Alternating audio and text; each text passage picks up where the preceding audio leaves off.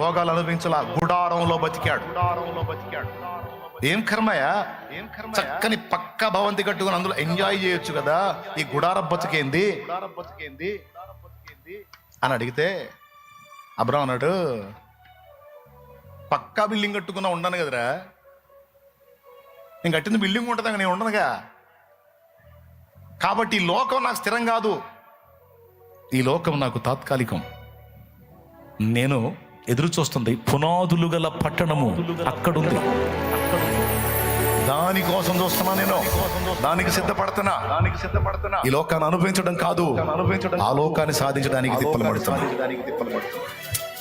అంత సౌండ్ మనకుంటేనా అసలు పరలోకం లేదు, దేవుడు లేదు, మొత్తం రోడ్ల మీద తిరుగుతూ ఉండేవాళ్ళం కారు వేసుకొని.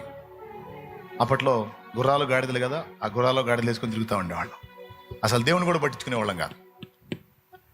అందుకే దేవుడు